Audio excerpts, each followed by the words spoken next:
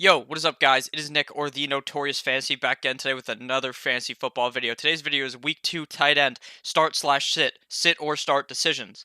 Before I start the video, I'd like to ask if you could please go down below, click that subscribe button, because not only is it going to help me, it's also going to help you, because you guys are going to be dominating your fantasy football season with my help. You're going to watch every single video. There's videos daily that help you a lot, and I always answer the comments. So while you're down there, after you click the subscribe button, the subscribe button, click the subscribe button while you're down there. Leave a comment. I will always answer. Week 2 tight end start sits. Also follow me on Twitter at NotoriousFNTSY. Let's get right into the video. Buccaneers at Panthers, the Thursday night matchup. You're going to be firing up and starting O.J. Howard. You drafted him highly. I know he had a bad week last week. I know the touchdown looks went the way of Cameron Brate, but he will have a bounce back this week. The Tampa Bay offense as a whole did not look too hot last week.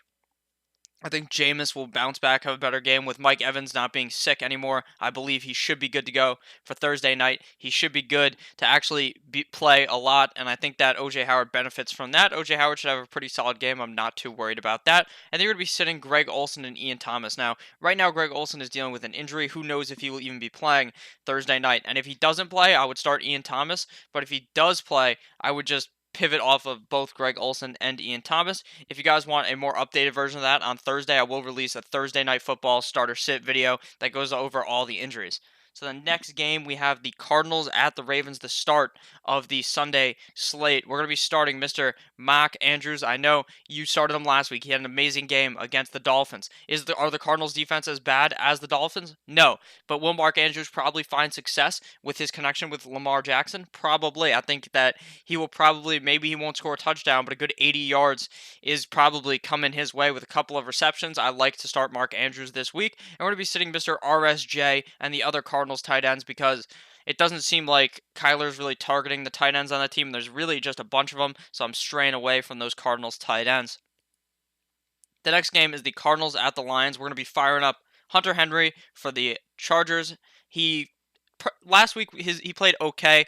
I think that the Chargers will be using him more next week. Mike Williams is questionable. He got injured at the end of the game. He should be good to go week 2. But if he's out, Hunter Henry obviously gets a huge boost there. I think that Hunter Henry will be pretty good this week. And then obviously the Lions, you picked up TJ Hawkinson. I told you to draft TJ Hawkingod, but you'd have to fucking bench him for a week, because I thought he wouldn't start off this strong. He fucking laid the hammer down onto the Cardinals. I think that TJ Hawkinson will be great this week, and I'm definitely confident starting him this week. The next game, we have the Colts at the Tennessee Titans. You're going to be firing up Delanie Walker. Now, I told you guys to bench Delanie Walker last week, and that was the wrong take. I thought he was going to be rusty. I thought that injury from last year was going to have some type of impact on him. It did not. He had a great game. I'm definitely confident firing up this week against the Colts. And they're also going to be starting Eric Ebron, but with some care. Do you want to do it? It is kind of risky. Eric Ebron last week and Jack Doyle combined for about 7 or 8, I think it was 7 total points they combined for. So I would be worried about starting Eric Ebron. You need that touchdown from him. If he scores that touchdown, you're going to really benefit from it. If you have another option, say a guy like Hawkinson or Waller are on your waiver wire, I would go that way. And then you're going to be sitting Jack Doyle, because I don't think he's that good of a start. Jack Doyle really just hurts Eric Ebron, but doesn't really have starting value at all in fantasy, in my opinion. The next game is the 49ers at the Cincinnati Bengals. You're going to be firing up George Kittle. I know I didn't have to tell you that last week. He should have had a touchdown or two. They called him back. He got fucked out of those 2 touchdowns. George Kittle had an amazing game. I'm definitely confident playing him against the Bengals this week. And you're going to be sitting Mr. Tyler Eifert and C.J. Uzomah. Now, I know that Tyler Eifert in years past was a guy that you'd want to start every single game, but now him and Uzomah, it's looking like a split. You don't really want to start either of them. Now, if Eifert emerges past Uzomah, or Uzomah emerges past Eifert and are getting more of the snaps, then I would be willing to start one of them. But right now, at this current moment, I am not willing to start either of those guys. The next game is the Jaguars at the Houston Texans. You're going to be sitting all the Houston tight ends. I couldn't even name them, because there really isn't anyone from the Titans that is fantasy, or not the Titans, the Texans, that is like fantasy relevant tight end. And you're also going to sit Greg Swaim. Now, I know Michu, or whatever his name is, the quarterback, I'm terrible at pronouncing names, is probably going to be targeting Swaim a bit. Younger quarterbacks like to target the tight end more, but I think that Swaim doesn't really have that much value, so I wouldn't really be starting him. I don't even think you were thinking about starting him either. The next game, we have the Vikings at the Packers. You're going to be starting Jimmy Graham, but with some caution. Last week, he balled out against the Bears, scored that touchdown. You felt great if you started him.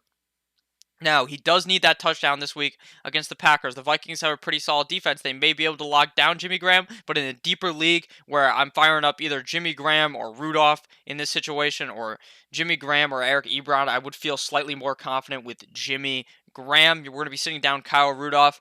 I don't think that the Vikings are going to be using the tight end all that much this year. I didn't like Rudolph in the draft. Or in the fantasy draft, not in the real life draft. He got drafted fucking years ago.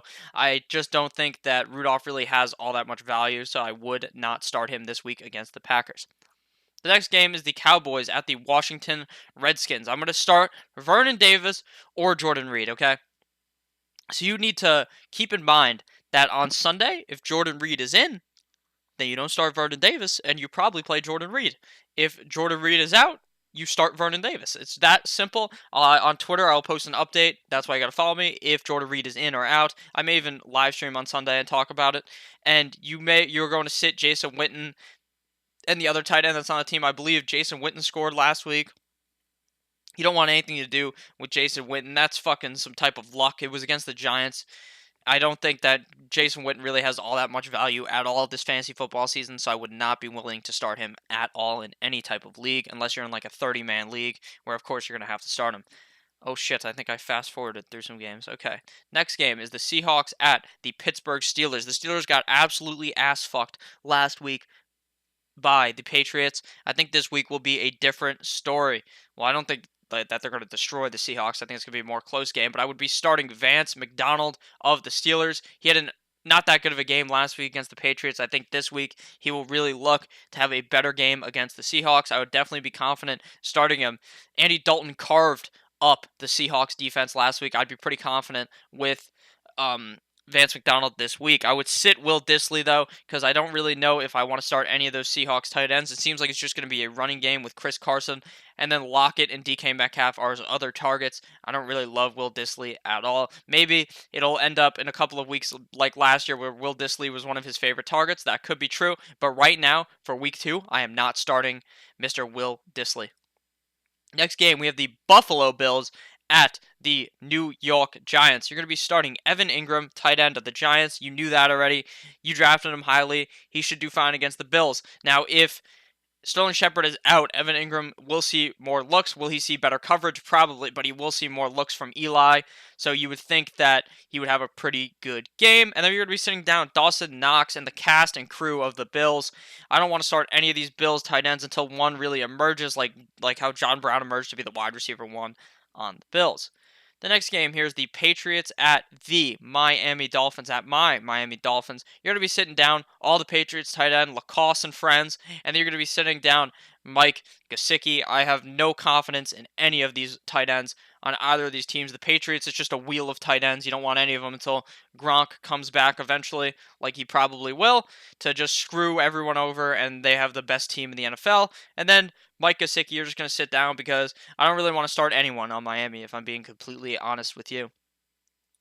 The next game is the Chiefs at the Oakland Raiders. You're going to be firing up Travis Kelce. Pretty obvious there from the Chiefs. You drafted him in the first or second round. You're playing him. Should be able to do pretty decent against the Oakland Raiders. Probably finish as either the number 1, 2, or 3 tight end. I mean, I know last week it was like Darren Waller, Hawkingod, and fucking Mark Andrews with like the top tight ends. It was random. This week, I think week 2, it's a lot easier to figure out what's actually going to happen. Some guys like Waller aren't going to score a shit ton, or not like Waller. I'd say Mark Andrews isn't going to score 25 points again, probably. So you could feel more confident with Kelce this week. And then Waller, also, I'd start him. You picked him up. You were in a pinch. You're playing him.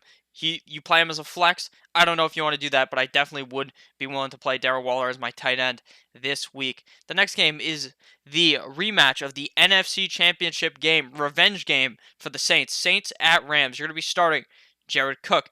He did not play all that hot last week, but you can't just bench him and forget about him and go with someone worse because you fucking Saw one bad game out of Jared Cook. I think Jared Cook will have a better game against the Rams. I think you're going to be seeing down Higbee, Everett, and the cast and crew of the Rams tight ends that all got some money somehow. I don't know where the Rams are finding this money to pay these goddamn tight ends, but they did, and we're going to go and fire up Jared Cook, like I said. Just don't worry about the cast and crew of the Rams tight ends. One of them will probably end up scoring a touchdown every game, but you'll never be able to figure out which one it will be. The next game is the Bears at the Denver Broncos. You're going to be starting Noah Fant? Maybe.